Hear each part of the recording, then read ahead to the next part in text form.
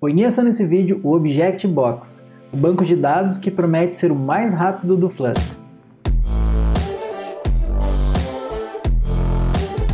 Fala galera, beleza? Muitos devs têm me indicado um banco de dados local para o Flutter chamado ObjectBox, que promete ser um banco de dados com grande performance e baixo consumo de memória. Então eu resolvi trazer aqui para o canal para a gente ver juntos as funcionalidades desse banco, para ver se é fácil de utilizar e realmente para ver se ele tem a performance que ele promete. Então aproveita, já deixa o like aqui para impulsionar esse vídeo para mais desenvolvedores e também se inscreva para novos vídeos de Flutter toda semana. Então a primeira coisa que a gente vai fazer é dar uma olhada tanto no site oficial do ObjectBox, eu já deixei aberto aqui para a gente, quanto no próprio package que está aqui no PubDev. Então, como vocês estão vendo, o ObjectBox está na versão 1.5, a gente tem aproximadamente ali 610 likes, e ele, como vocês podem ver, pessoal, ele tem um site próprio. Por quê? Porque ele é um banco de dados, assim como o SQLite, ele é utilizado em outros contextos e em outras linguagens também. Então, aqui dando uma lida, a gente vê que ele é um banco de dados NoSQL, né? Ele geralmente, ele está dizendo aqui que ele é Edge Database, ou seja, provavelmente esse banco de dados ele vai rodar em dispositivos que estão na ponta, né? Ou seja, não está na nuvem. Então já indica que é um banco de dados aqui offline ou local. E aí ele diz aqui que ele é utilizado em dispositivos mobile e IoT. Então o que isso significa? Que para ele rodar em dispositivos IoT ele tem que ser bem leve, tá? E bem rápido também. Justamente porque você tem dispositivos e microcontroladores que eles não vão ter um hardware tão parrudo, né, tão robusto, quanto, por exemplo, um celular. Então ele diz aqui, né, high performance, né, então tem aqui uma série de características. Olha, tem uma coisa interessante aqui para a gente, que pode ser a sincronização de dados. Então você pode ter, por exemplo, dois dispositivos e de alguma forma sincronizar esses dados. Tá? Tem aqui algumas empresas, legal. Vamos dar uma olhada aqui no próprio site aqui do PubDev. Então vamos lá. Então aqui que ele fala, né, nessa introdução, que ele tem um consumo mínimo de CPU, ele tem baixo consumo também de memória e bateria, então ele é ideal aqui para, né, dispositivos IoT e obviamente para mobile. E aqui ele diz que ele é 10 vezes mais rápido que a alternativa, então isso é uma coisa que depois é legal a gente dar uma olhada nesses benchmarks, mas parece bem interessante, né? Então está aqui High Performance, ele permite operações ACID, né? Então para evitar, por exemplo, inconsistência de dados. Ele é multiplataforma, isso aqui é interessante para a gente também. Vamos ver se ele suporta web também aqui. Ele não está dizendo que suporta web, né? Então provavelmente não tem esse port ainda. Ele suporta relações, carries, tá interessante. Vamos dar uma olhada aqui, SwinPeak. Então, aparentemente, o que ele faz, assim como outros packages, por exemplo, o Hive tem isso também, mas o Hive ele trabalha, pelo que eu entendi, com outra abordagem. Então, aqui você tem a tua entity ou o seu model e você vai colocar uma anotação, né, uma annotation chamada entity. E aí, provavelmente, ele vai ter um build runner que vai converter essa entity aqui para uma entidade de banco de dados ali específica do ObjectBox. Então, a princípio, me parece ser isso. Aqui ele não está explicando nada ainda. A gente vai abrir aqui uma store e por meio da store a gente acessa um box. Então, se vocês verem aqui, a sintaxe é bem parecida com o Hive, né? Então, o Hive também trabalha com esse conceito de box, para você, por exemplo, colocar os dados, né, e salvar e manipular os dados usando a API por meio do box. E aqui, por exemplo, para criar, é exatamente igual o Hive. O Hive também trabalha com o método put para você colocar ali um objeto dentro do box. A grande diferença que eu já vejo aqui, pessoal, é que o Hive, por exemplo, para você utilizar objetos, então aqui, por exemplo, ele está instanciando uma person e aqui ele está salvando o objeto person. Então, no Hive, para que a gente trabalhe com esses objetos, geralmente você tem que construir um adapter. Então você tem que criar um adapter específico para o Hive para que ele salve objetos e consiga fazer operações sobre objetos no banco de dados. Então aqui eu já vi uma diferença interessante, porque pelo que eu entendi, por meio da annotation aqui, ele já faz esses adapters de forma automática. Bom, aqui ele fala as dependências, então realmente ele tem aqui um generator, tá, o build runner e o generator do Object-Box. Aqui a gente tem algumas configurações. Pessoal, isso aqui é sempre importante quando a gente está trabalhando com um package, tá? Então sempre olhar aqui as instruções de instalação. Então ele fala, instalar o pacote, e aqui você tem configurações específicas para cada plataforma que você vai trabalhar. Então aqui, por exemplo, no iOS você vai ter que aumentar aqui o deployment target. Esse projeto aqui base que a gente vai trabalhar, eu já estou no iOS 11. A arquitetura que a gente precisa fazer o replace por ARM64, esse projeto aqui também já está, ele está bem atualizado. Mas, por exemplo, se eu fosse rodar aqui no macOS, eu teria que fazer essas configurações que ele está falando também. Assim como no Android e assim por diante. Bom, legal. E aqui está a parte de performance. Então aqui na parte de CRUD a gente vê que, por exemplo, vamos ver aqui, o verdinho é o Object-Box. Então a gente vê que ele está, por exemplo, aqui na leitura e na escrita, ele está, bom, mais na leitura que ele está mais próximo do Hive, mas vejam que tanto na escrita quanto no update e no delete, ele tem uma performance bem maior em relação ao SQLite e ao Hive. Pessoal, isso daqui, obviamente, ele vai impactar se você tiver grandes coleções de dados. Se você tiver ali 1 ou 2 dados, não vai fazer diferença aqui muito essa leitura. Geralmente o que vai fazer diferença é na questão de velocidade de abertura e fechamento ali da conexão, né, com o sistema de banco de dados. Bom, o que a gente vai fazer aqui, pessoal? Sempre é importante a gente olhar aqui essa aba aqui do package chamado Example. Geralmente aqui ele vai estar descrito passo a passo ali como que você utiliza o package na sua totalidade. Então vamos lá, ele já diz aqui para a gente usar uma entity. Então, a gente vai começar por meio desse exemplo. Então, antes de mais nada, pessoal, o que eu vou fazer? Eu vou mostrar para vocês aqui esse projeto. Então, o nosso projeto que a gente vai trabalhar é um to-do básico, aqui uma lista de tarefas. No momento aqui ele está trabalhando apenas em memória, tá? Então, o que acontece? Ele está mostrando aqui uma lista vazia. Eu posso adicionar aqui uma nova tarefa. Isso aqui está tudo em memória, pessoal. É só um projeto que eu uso aqui para fazer teste aqui de novas funcionalidades. Então ele pode atualizar, eu posso vir aqui adicionar aqui um teste 2, tá? Eu posso marcar essa tarefa aqui como concluída, eu posso vir aqui no filtro, por exemplo, eu posso filtrar aqui somente pelas tarefas que não estão finalizadas, eu posso deletar uma tarefa, legal. O que acontece? A gente não tem nenhum banco de dados no momento para esse projeto. Então, no momento que eu faço aqui um hot restart, ele perde os dados porque no momento eu só estou salvando aqui, como vocês estão vendo, numa lista. Então, vejo que eu tenho aqui uma lista de to-dos, que é vazia, e aqui quando eu vou salvando, eu apenas adiciono no to-do e uso aqui um notify listeners, tá, para notificar aqui essa lista que está sendo consumida via provider. O update aqui não está fazendo nada, só está notificando os listers. O getAll aqui, ele simplesmente está fazendo uma troca com o swap to-dos. Por quê? Porque quando a gente faz o filtro, basicamente eu estou salvando a lista original aqui, isso aqui é apenas para demonstração, tá, pessoal? E aqui eu faço um where do to-dos para mandar lá para o nosso front. Então, esse repositório está bem simples, utilizando aqui o change notifier. Então, aqui a gente tem o nosso model no momento, né? O nosso model aqui, a nossa entity, vamos dizer assim, to-do. Ela tem uma task e uma bool, né, uma propriedade booleana chamada DOM, para saber se foi feita ou não aquela tarefa. Eu vejo que não tem absolutamente nada no nosso model. Vamos voltar aqui no main. No main, então, a gente está carregando o multi-provider. Então, se você tiver dúvida vamos dizer assim, da estrutura desse projeto, não se preocupe que o código eu vou deixar aqui na descrição para vocês. Depois vocês podem dar uma olhada melhor no código. Mas o objetivo da aula é a gente explorar, incluir o Object-Box nesse projeto aqui.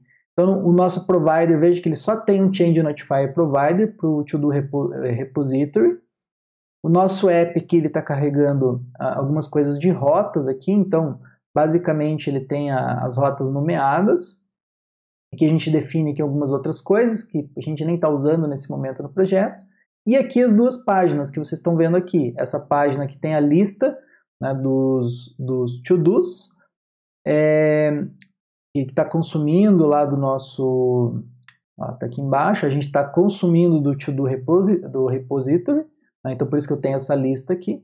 E a gente tem o add to-do, então quando eu clico em adicionar, ele abre esse bottom sheet aqui para a gente fazer o cadastro, beleza? Então, basicamente é essa a estrutura do nosso projeto. Então, o que a gente vai fazer agora? Então, vamos começar a instalar aqui o nosso ObjectBox. Ó, então, ele pede aqui a ObjectBox 1.5, então vamos salvar lá.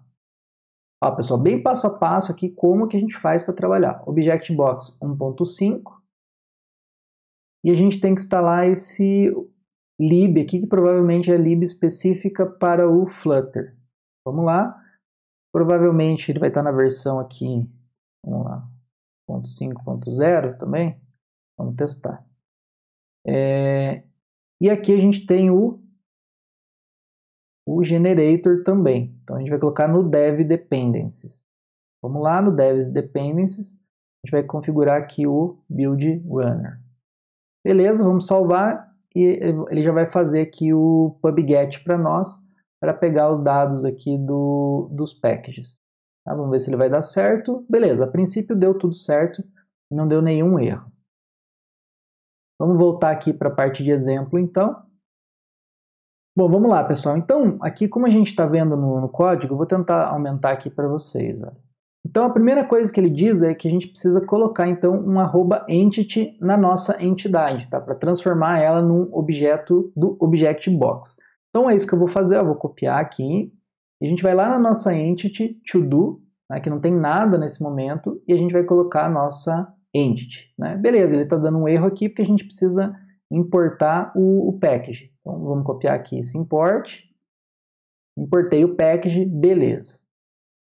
O que mais que ele está dizendo aqui? Ó? Cada entity precisa de um ID único. Então, eu preciso ou adicionar aqui um @id, se eu tenho alguma propriedade ID.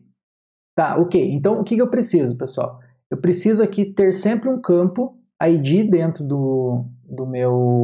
da minha entity, porque esse ID ele vai ser incrementado, lá vai ser salvado de forma automática pelo ObjectBox. Se você utilizar exatamente com o nome ID, você não precisa colocar a anotação. Tá? Mas se você usar alguma, por exemplo, CPF, aí você teria que colocar aqui o @id antes do elemento. A gente tem aqui uma propriedade text, veja que eu não preciso fazer nada com ela.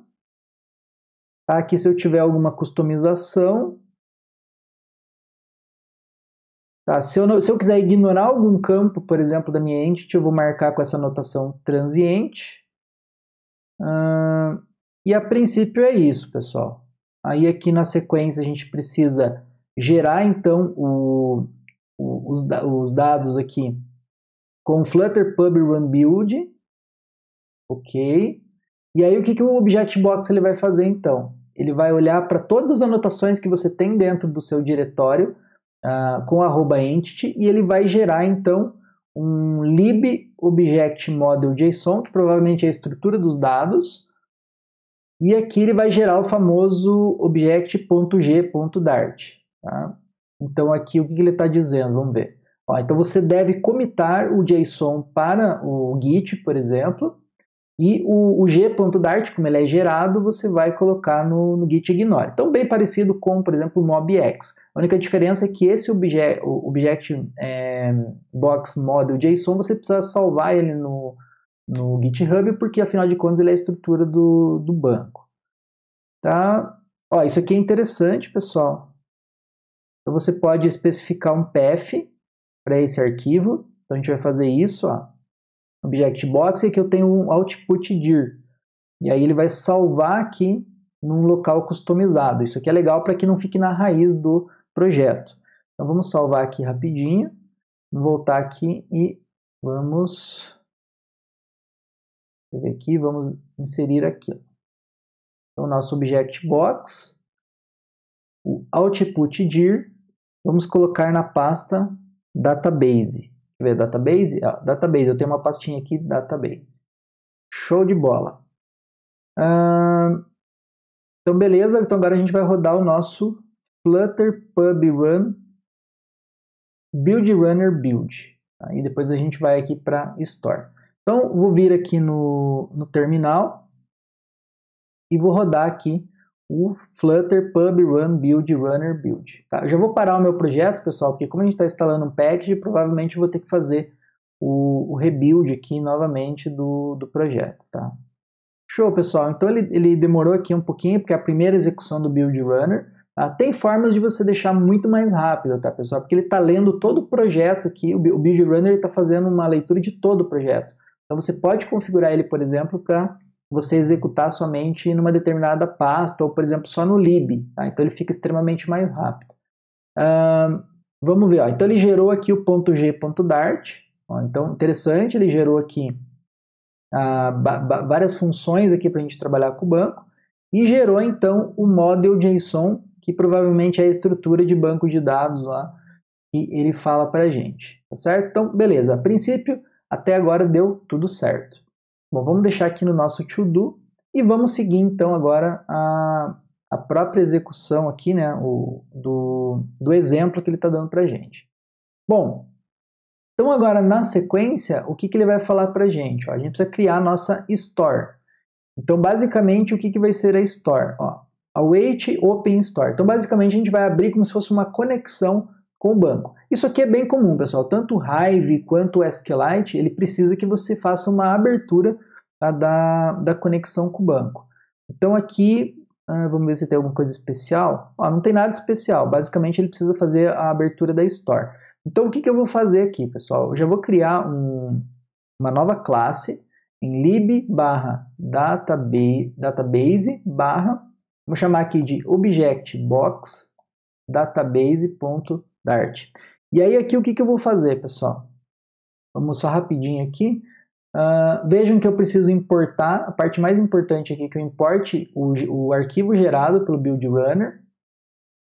E agora eu vou fazer aqui uma classe qualquer. Então eu vou chamar aqui de objectBox database. Depois seria legal até a gente ter, por exemplo, uma classe abstrata para justamente fazer o switch entre, por exemplo, o objectBox e o Hive. Né? Então seria bem interessante fazer essa análise para a gente não depender aqui somente dessa implementação. E o que a gente vai fazer? Então, deixa eu só ver aqui o tipo que ele está pegando. Provavelmente é um tipo store. Então vamos declarar aqui para ver. Store. Ó, object store. Então a gente vai ter uma store e eu vou declarar ela, pessoal, como... Ó, vou colocar aqui privado e vou declarar ela como nulo, tá? Para a gente poder fazer uma espécie de singleton, né? Ou seja, sempre retornar a instância para evitar de ficar abrindo a conexão ali toda hora. Tá? Isso aqui é bem padrão, eu sempre faço isso, por exemplo, com o SQLite e também com o Hive. Então aqui eu vou retornar um filter de uma store. Cadê aqui? Deixa eu só colocar aqui na tela de novo. E aí eu vou ter que, um filter, tá, eu vou fazer o filtro do store direto, então eu vou fazer o open store e depois, cadê aqui, vamos ver. Ó, e aí depois aqui embaixo a gente vai pegar vai criar um novo objeto box para a gente poder retornar então a instância de box e assim fazer as operações. Então vamos lá. Então eu vou retornar aqui um filter store direto. Vamos chamar isso daqui de getStore. Vou fazer aqui assim, que a gente vai precisar usar o await ali dentro. Bom, e aqui o que a gente vai fazer, pessoal? Então, a gente vai retornar, deixa eu ver aqui, a gente vai fazer aqui um await open store, né, que ele fala pra gente. Só que aí o que acontece, pessoal? Veja que eu tenho aqui já uma variável store. Então eu vou fazer o seguinte, ó, eu vou fazer aqui que o store vai receber o await store, mas com esse operador aqui, pessoal, eu faço uma atribuição somente quando o store estiver nulo. Então, na primeira vez, se ele estiver nulo, ele vai fazer a operação aqui, vai abrir a store e vai salvar para a gente. Caso contrário, o que ele vai fazer? Se ele já tiver instanciado, ele vai simplesmente retornar. Então, isso aqui evita que eu fique abrindo toda hora aqui a minha conexão ali com o banco, tá certo? Então, é mais ou menos essa a ideia aqui que a gente vai fazer. Bom, vamos rodar esse projeto aqui para ver se ele não está dando nenhum erro. E aí, se tiver algum erro, a gente já faz a correção. Enquanto ele roda aqui, vamos voltar no exemplo. Então, ó, pessoal, quando eu faço aqui a abertura da Store, eu consigo acessar esse box, tá vendo? E por meio do box, a gente consegue fazer as operações aqui, ó, de put, provavelmente de delete e outras opções. E aqui, como eu falei, o legal é que eu vou criar a instância de um objeto, então a gente já tem isso no nosso repository, e aqui a gente só vai passar o objeto para fazer aqui de fato, para salvar, né, para editar e manipular esses dados. Então vamos voltar aqui para o código, a gente já vai começar a adaptar então o nosso repository. Então agora no nosso repository, veja que eu não estou passando nada aqui no construtor. Então o que eu vou fazer, pessoal? Eu vou declarar uma variável late, final, e eu vou declarar aqui o nosso object box database. Vamos chamar ele aqui de, pode ser uma variável privada, database. E aqui eu vou passar o this.database. Então a gente vai passar por construtor, então, a instância do database. E com isso a gente consegue recuperar a nossa história aqui chamando o método getStore. E com isso a gente vai ter a história e pode acessar então o nosso box.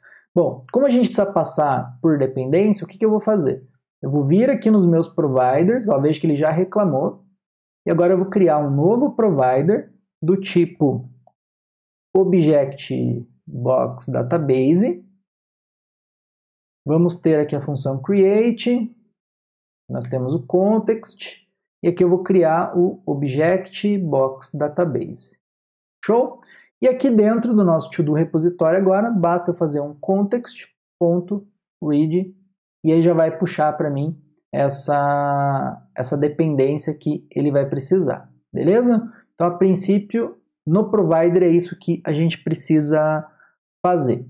Bom, agora, pessoal, a gente precisa aqui, seguindo o exemplo, a gente precisa recuperar esse box em todos os métodos que a gente for acessar. Então, dentro do nosso repositório, eu vou criar aqui um outro método chamado, vou colocar aqui um future também, né? Future de, provavelmente é box, vamos ver. Tá? É box. E aqui a gente vai chamar aqui um getBox, vou colocar maiúsculo. E esse método também vai ser assim. Então, o que eu vou fazer aqui, pessoal? Eu vou fazer um final store recebe await database.getStore. Então, isso aqui ele vai me retornar a minha store. E no fundo, basta eu retornar aqui o store.box. E aí, vejam aqui no exemplo ó, que ele precisa de uma anotação. Ó. Então, a gente vai colocar qual é o tipo desse box. No nosso caso aqui, a gente vai colocar que o tipo é o to-do. É exatamente a nossa entidade aqui, to-do. Então, a gente precisa tipar para que ele abra aqui o box corretamente, tá certo? Que mais que a gente precisa fazer? Então, a princípio, acho que agora a gente pode começar a fazer as operações. Então, vamos lá. Vamos fazer primeiro o salvamento. Ó. Então, basicamente, eu vou fazer box.put. Então, aqui no save, veja que eu estou criando um novo objeto. E aí, o que eu vou fazer? Ó? Eu vou chamar aqui um await getBox. Ele vai me retornar o box, então podemos até salvar aqui. Ó. Final box recebe await box. E aí, box.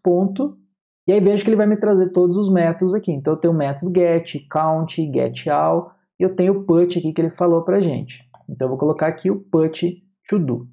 Bom, aí o que a gente vai ver? Que como ó, ele retorna o ID. Então, vejam que o ID, lembra que o ID lá estava como 0, né? A gente não passou para o nosso objeto. Então, aqui o final ID recebe box.put, e aqui ó, ele vai setar, quando você fizer essa operação de put, ele vai setar o note.id, então ele vai gerar isso de forma automática para a gente, e vai retornar o ID. Então, isso é legal, pessoal, porque isso significa que a gente não precisa pegar esse ID de volta, ele já vai setar no objeto, nesse caso aqui, na instância de note. Então, no nosso objeto aqui, como a gente colocou o ID igual a 0, basicamente, quando a gente fizer o put, ele automaticamente vai atualizar o nosso modelo aqui, a nossa entity, com o ID correto. E aí aqui, basicamente, a gente está inserindo na lista. Bom, deixa eu só... Bom, como é que é o update aqui? Vamos ver se tem algum método update. Então, eu vou copiar essa mesma estrutura. Vamos ver se tem um método aqui update. Ó, pessoal, update async. Ó, você não tem um método update, tá? Então provavelmente você vai ter que usar o próprio método put. Deixa eu ver se tem aqui alguma... Ó, tá, tem um mode. Vamos olhar na documentação aqui. Então aqui, ó, você vai criar uma nova instância do objeto com um ID único. Ó, e se o objeto já existe com um ID, ou seja, se existe um ID no model, ou seja, na entity, ele vai sobrescrever um objeto com aquele ID. Então significa que se a gente fizer um box.put e passar o objeto, vamos dizer assim, para a gente fazer um update, significa que ele simplesmente vai sobrescrever os dados desse objeto lá no banco de dados, mas mantendo o ID. Tá? Então isso aqui, a princípio, é dessa forma. Bom, para a gente fazer o get, então vamos ver aqui como é que ele faz o get. Ó. Então, para fazer uma carry, aqui ele já está filtrando os dados. Vamos fazer o seguinte, vamos fazer aqui, vamos ver se ele tem aquele método ali get, para a gente fazer certinho. Ó, então, a gente vai fazer aqui um box.get. Ó, pessoal, então tem um método aqui que é o getAll. Ele está retornando aqui para a gente um list dynamic. Então, provavelmente vai ser esse método que a gente precisa salvar no todos. Então, o nosso todos recebe box.getAll. Aí ele vai reclamar aqui ó, que ele é um list dynamic, só que a gente está esperando um list todo. Então, aqui, como a gente já sabe que ele vai trabalhar com objeto, a gente pode fazer um casting aqui, ó, as list de todo. Show. E essa parte de baixo aqui a gente pode apagar. Bom, e o remove? Remove provavelmente vai ser igual. Então, vamos lá. Vamos fazer aqui primeiro deletar do banco. Então, pego o box.delete, não, box.remove. Então, ele é bem similar, pessoal, ao Hive. Então, vocês estão vendo que aqui, por meio do autocomplete do VS Code, a gente já consegue trabalhar. E aí, o remove, ele vai receber o ID do objeto que a gente quer deletar. Então, aqui vai ser o todo.id. Beleza? Aqui a gente continua deletando da nossa lista local e sem mistérios nenhum. Bom, vou deixar essa parte de carry por último, que vai ser quando a gente vai fazer esse filtro aqui inicial de filtrar, né, os dados que já estão concluídos ou não. Então vamos voltar aqui para o código. Bom, pessoal, então ele terminou de buildar aqui novamente. Agora a gente vai fazer os testes aqui tentando inserir. Então, vamos lá. Teste. Show. Então vejam que aparentemente ele inseriu. Vamos fazer o seguinte, agora eu vou dar um hot restart. E aí ele tem que trazer os dados aqui. Ó, então beleza, pessoal, agora ele aparentemente está funcionando, por quê? Aqui quando a gente chama o nosso getAll, ele está pegando do box os dados que já estão salvos. Vamos adicionar agora um teste 2. Ó, legal, está funcionando. Dá um hot restart novamente. Ó, beleza, está funcionando. Tá, vamos marcar aqui ela como checked e vamos atualizar de novo agora para ver se o update está funcionando. Também está funcionando. Vamos testar o remover. Ó, remover também está funcionando. O que ficou faltando a gente fazer é mostrar aqui apenas os não finalizados. Tá? Aqui no momento ele está funcionando, mas porque ele está fazendo um swap aqui com o todos. Então ele não está fazendo a carry propriamente dita no banco. Então o que a gente vai fazer aqui, pessoal? Vamos voltar ali para a documentação. E aqui na documentação veja que eu tenho a capacidade de fazer carries. Tá? E aí cada banco de dados vai ter a sua abordagem para trabalhar com as carries ali no banco. Então veja, basicamente aqui no meu box eu tenho um box.carry. Tá? Aí no nosso object g.dart, ele vai conter aqui uma meta-informação, ou seja, uma classe de meta-informação chamada note. No nosso caso, provavelmente vai ser todo underline. E aqui a gente vai ter, então, todos os campos da nossa entity com as informações para a gente criar as nossas carries. Então, aqui ele está dando um exemplo com box.carry, note underline, ponto, e aí ele vai acessar a propriedade e vai ter algumas operações, algumas funções que a gente pode fazer para essa carry. Então, provavelmente isso aqui depende do tipo de dado. e no final a gente dá um ponto build. Aí vejam que é interessante porque eu tenho algumas operações, por exemplo, como count, e aqui para eu pegar os resultados eu preciso dar um find, e no final eu fecho a query. Tá legal. Então vamos tentar fazer isso daqui para o nosso get to do's done. Então vamos utilizar aqui o nosso getBox, então final box. Então vamos ter um final carry recebe box.carry, ok.